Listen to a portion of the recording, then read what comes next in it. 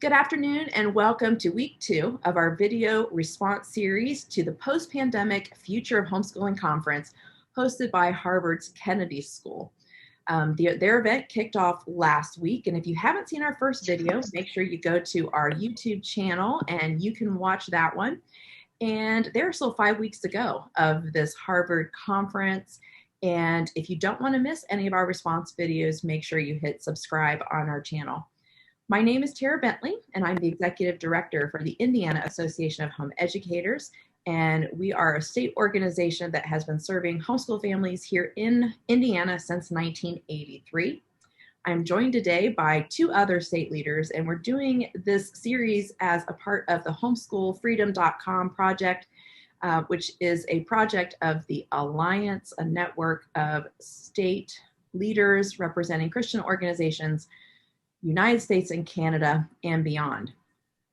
And that's a lot. That's a mouthful. So thank you both for being with us. I'm very grateful. I have Matthew McDaniel from North Carolina and Carolyn Martin from Colorado. And we're just going to break down some of what we heard today in week 2 of the Harvard event.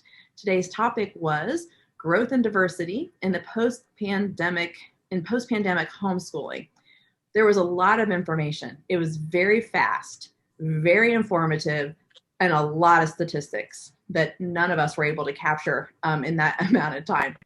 But before we dive into some of what we heard today, I just would love for each of you to introduce yourself and maybe share a little bit about what you have seen in your state with diversity, either in the past year or even in the past 5 to 10 years, because obviously homeschooling has changed even before the pandemic. So let's start with Carolyn. Yes, hi, my name is Carolyn Martin, and I am with Christian Home Educators of Colorado. I am the Director of Government Relations, so that means I look after our law here in Colorado. We have seen a doubling of homeschooling in Colorado, and a lot of that even started before the pandemic. It just made it work, or made it better, I guess, for homeschoolers because of our changes in our immunization law. So we have seen a lot more secular homeschoolers coming in and a lot of people who are dealing with special ed needs kids because of that vaccination law. So we're excited to see what we can do. We have a couple of ways that we can homeschool in Colorado, and both of those have just kind of exploded in this past year. So thank you, Tara, for inviting me to be here today. Absolutely. Matthew? Hi, Matthew McDaniel, and I'm Executive Director for North Carolinians for Home Education. Our mission is to help parents homeschool with confidence and joy. We've been doing something similar to that since 1984. And just like everywhere else, it looks like we've about doubled just from, the estimates so far.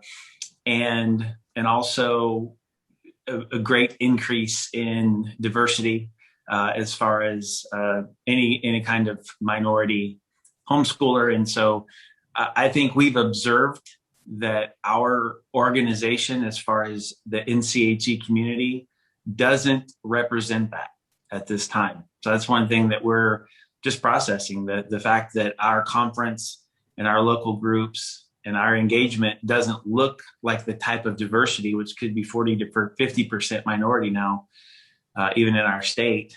And so we are trying to think about how are we going to reach and help those homeschool families. So one of the things, I guess, one of the places that I'll start is that, I think very often when we talk about diversity, we think of one or maybe 2 things that reflects.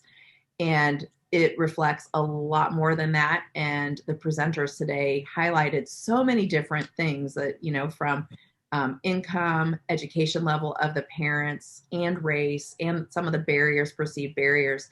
And so it's not just about one thing.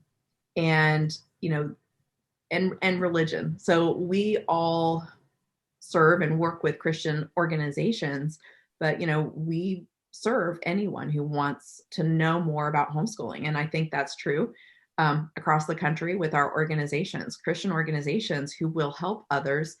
But it definitely is a changing demographic. So it was very interesting to hear a lot of that information today. from the panelists. So I'll just start with one of the things that from one of the first panelists, and she was representing, she had done the survey for the Department of Education, and she had so many different acronyms and letters behind all the different pieces of her survey. But one of the changes that I found interesting was the shift that when she talked about the age group of the children that are being homeschooled, and that the percentage of students that were homeschooling through high school was higher than some of the younger levels, which I found to me was fascinating. When I started homeschooling with my daughter, she had been in public school through 6th grade, and we brought her home. It was supposed to be temporary. It was only going to be 7th and 8th grade. And so we were at this funny position where most people around us, when we were trying to get connected locally, it was just the opposite. Many people were putting their children back into school for high school because they didn't think they could do it. And to me, that's such a significant shift, that the families who are now homeschooling through high school, the need to homeschool in high school, and just the fact that there's so many options and great resources that allows these families to know that they can do it. Right. What did you guys find interesting in her information? Well, with you, Tara, I would have guessed the opposite as far as homeschooling high school. So that is a really interesting thing. The two statistics that I didn't capture from this, but I had read these statistics before because I had recently used them in a webinar, and both of these were reported in this session that we just watched. And one of them is that 41% of homeschool students are Black, Asian, Hispanic, and others. And that's from the U.S. Department of Education in 2019. So that's 41%. I'm not sure it matters how any of us are reacting to this in the sense of what we thought, but that's high. It's very significant. The other one that was amazing to me that was also mentioned is that in households where respondents identified as Black or African American, the increase in home education was fivefold, from 3.3% to 16.1%. And I just wanted to point out what an amazing statistic that is, and something that we really need to, process and think about. Right. Yeah, and I guess one of the things, we already know is that a lot of times homeschool families have 3 or more kids, but that's another area where we need to reach to the people that only have the one kid, to provide that support so that they will see that as something they can do. So that was interesting to me, that it just bore out what we knew, but it was interesting. So I think that a couple of the other myths that are, perceived about homeschooling that to me, was shown not to be true by some of the information that was presented, was that this belief that homeschoolers are wealthy, right? That we've got all this money, and that's why we can homeschool our children, which the research does not prove that to be true. And even the education level of the parents is not, this is something that you can do for your children, regardless of your own education background. So let's see, there was something else about Brian. So let's talk about Brian's information. And he was talking about the perceived barriers to home education, which it was interesting to even hear him talk about that this is not something that has been studied a lot in the past, and that it's new. It was very interesting. And I think for the most part, I don't think there was any shock. For me, these are the things that we know are the barriers and areas that we can come along and help families. But the support systems for a family are such a key component for parents to know that they can do this. And that was true no matter who you were. But that was very, very important. And I think that, I don't know about you guys, but just very interesting. Obviously, for all these families who were pushed into keeping their children at home over the last year, our hope has always been that they will feel empowered and that they can actually do it. But, and that maybe that the narrative has changed a little bit, that people know that they can do this. So what else about Brian's study was interesting to you, Carolyn? Well, I thought I loved his presentation about the perceived barriers, because that the law was a problem. I guess because I work in that arena, I'm like, what? I'm always telling people about the law. And so I thought that was interesting that people would think, oh, I can't do this, that they don't have that mindset that they have these fundamental parental rights to educate their children. And I'm like, wow, we need to do a better job with that. But it was shocking again that socialization is still on the radar and that's a problem. I mean, constantly I'm talking to people about socialization and I'm like, what? This is not a problem. So that was interesting. But I think it gives us opportunities in that study. It shows us where the opportunities are, where we can reach out to these people and overcome those barriers. So I was fascinated by that.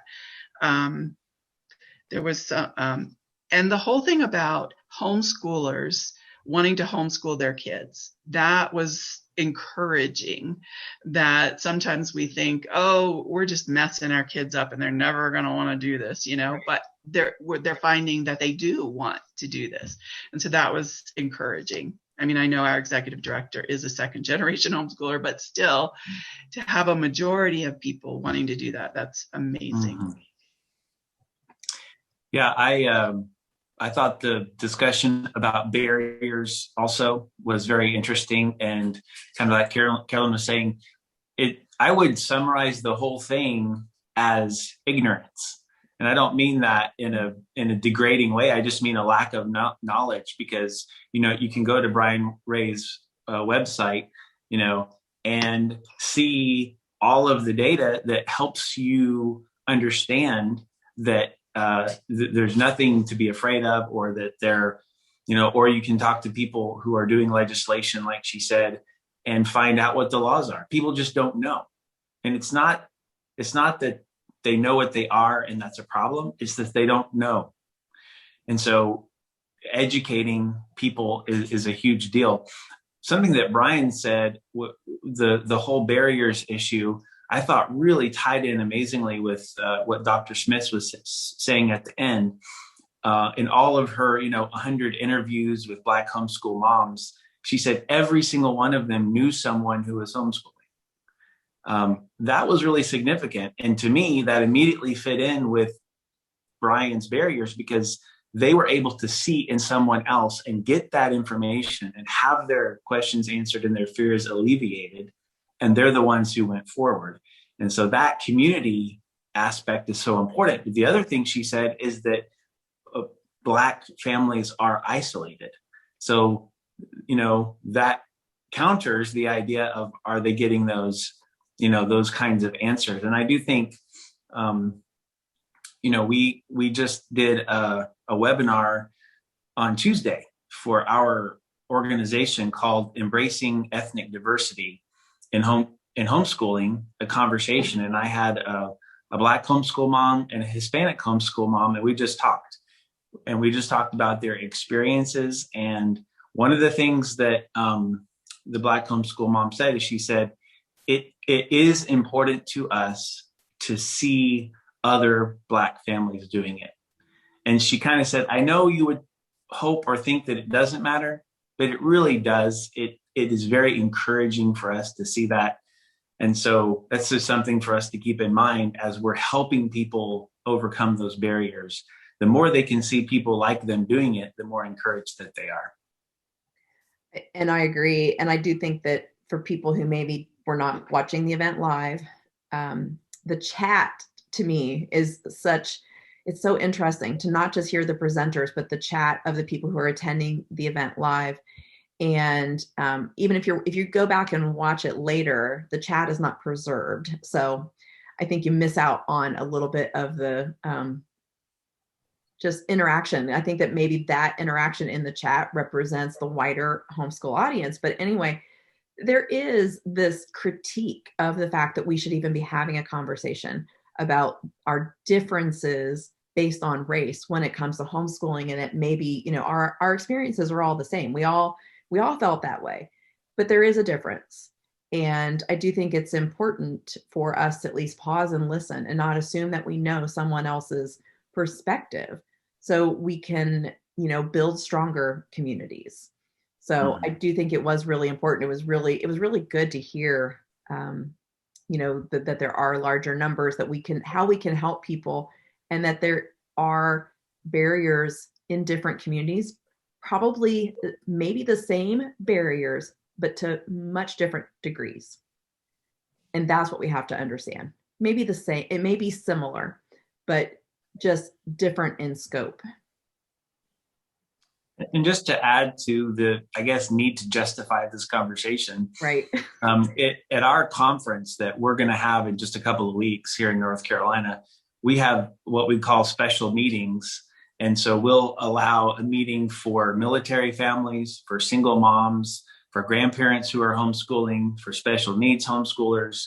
And we're starting one this year called multicultural homeschoolers. So to me, it's similar to saying, well, we don't need to help people with special needs kids, or we don't need to help single moms, or we don't need to help military families. The fact is they have different sets of needs that can be addressed. And we cannot deny the fact that, for example, African-American families have a special set of needs, because they do.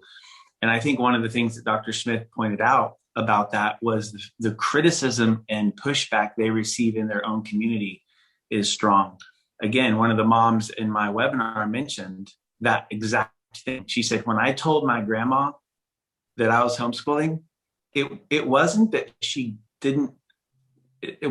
wasn't supporting me, is that she literally couldn't comprehend what I was saying. She was like, how do you do school? Like, how you can't give grades, and so that's a special experience that maybe we had some pushback from our parents, but that's different. And so there's a history there to recognize. I agree. I will say that we've had conversations here within our state as well. How do we best serve people? That's the question always. How do you best serve people? And you get this pushback when you try to have this conversation, when you try to meet this need. And exactly what you said, like, we absolutely have outreach to single homeschool parents, or we have outreach to special learners community. And I look at it like, well, if you're a woman and you've ever gone to a woman's Bible study, right? Like, we're studying the same Bible, and we in many ways have the same needs. But occasionally there is a place to be with people who are dealing with slightly different, questions or answers. And it is the same thing. It is okay to say there are different people who have maybe different needs, and let's figure out how we can meet it. Right. I agree. Okay, so let's see. I think that was one of my main takeaways. What other main takeaways for you guys? The research was really good. I do think that I want to go back to one of the first presenter who talked about the national survey.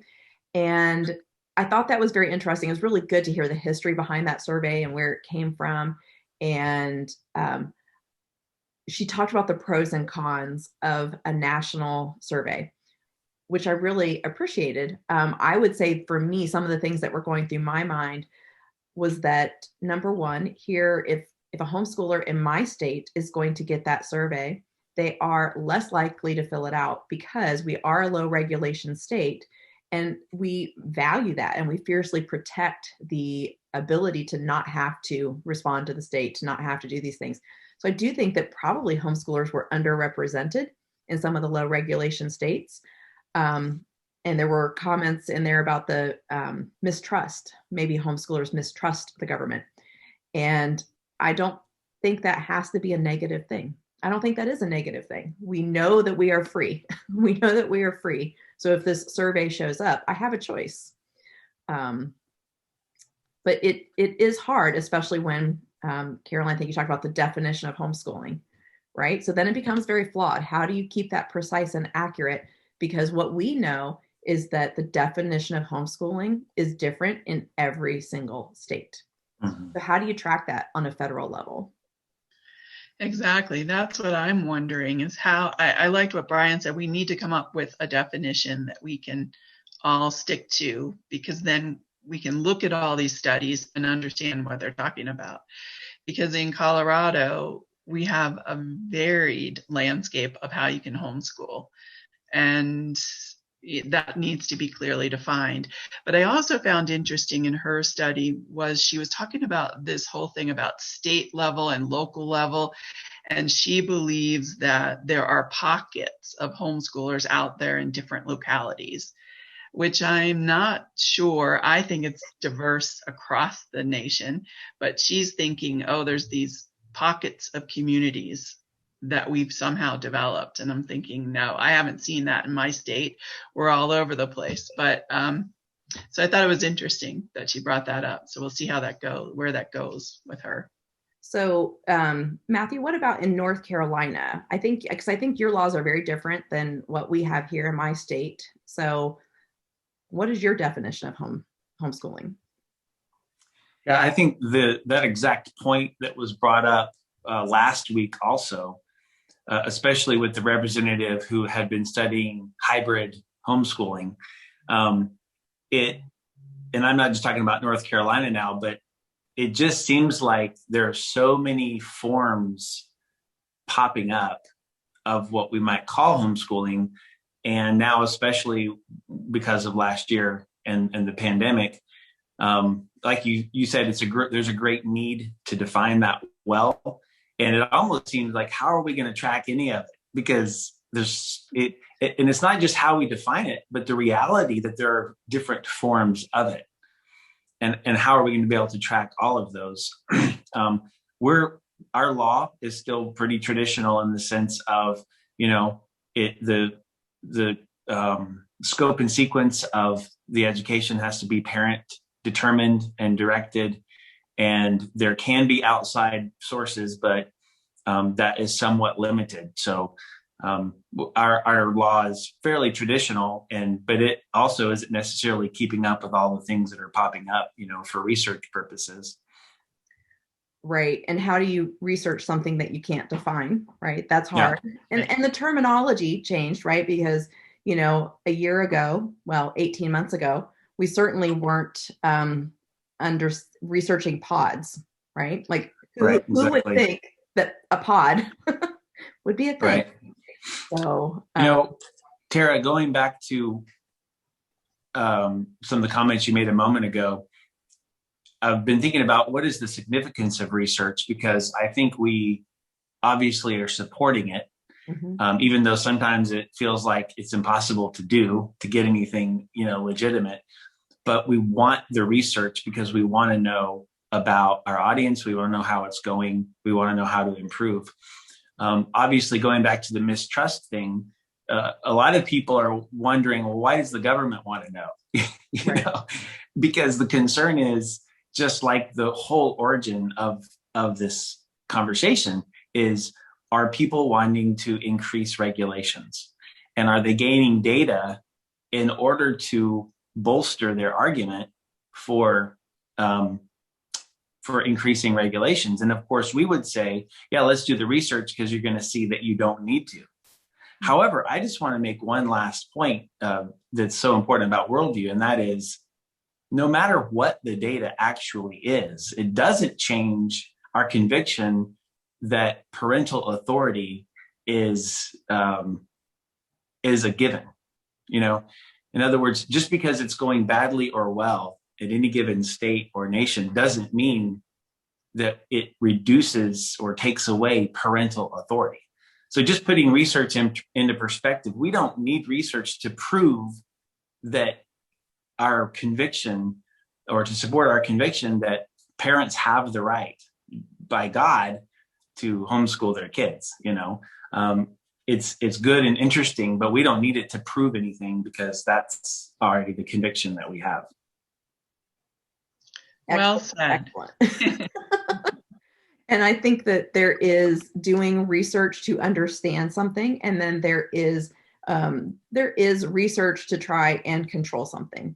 And, I think that that's, in the end, research is benign, right? Research is just a thing. And exactly what you said, like, it's just this other resource for us to learn about our community, to learn more about our community. So, great. So any final thoughts before we wrap up for today? One last thought I had was a question that we entertained in our webinar this week about ethnic diversity, and that was, why is it important to be intentional for our local community to reflect the actual homeschool community when it comes to minorities? Is it good enough that we're not exclusive? In other words, we're not intentionally trying to keep people out. The reality is our group, is pretty white, and our leaders are all white. And that's understandable from the history of homeschooling. But it's not the way it is now. And so anyway, we were just discussing that it's important to be intentional.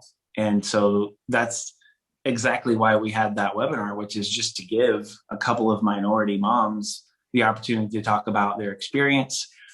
And here's what's so amazing is that they were willing to help us reach other people. They're willing to lead, and they're willing to. So I would just suggest that turned out to be an excellent strategy, is to have moms who care and who are willing to step into an uncomfortable situation as being some of the only ones and say, let's change this. We're going to help you do it. And we're going to reach out and represent. And that's just so fantastic for them to help us do that. Yeah. And just to piggyback on that a little bit, when Cheryl was talking about the rural family who knew people in other states, but not in their own state, who were homeschooling, that really hit me, because in Colorado, we have a lot of rural space. And so to me, it's like even touching that one family could impact a whole community there around them. And so it's so important that we don't forget that going after that one is still important. I don't know. It just struck me. So impactful. I agree. I love it. Both of you made excellent points. I don't think I need to add anything. You did a great job summarizing everything that we learned today. Lots of great information. We will post in the comments below the link to where you can find the original session from today. And hopefully they'll share their slides, because the slides that the presenters shared with us had so much great information if you want to dig in deeper. That you can look at that. And if you want to reach out to any of us or your own state leaders, we encourage you to do that. If you want to keep the conversation going, we have a Facebook discussion group on Homeschool Freedom, and you can pop over there, and then be sure to hit subscribe so that you don't miss the next 5 weeks of our response videos. Thank you both for being a part of the conversation today. I really appreciate each of your insights. Thanks. It's been great. Thank you.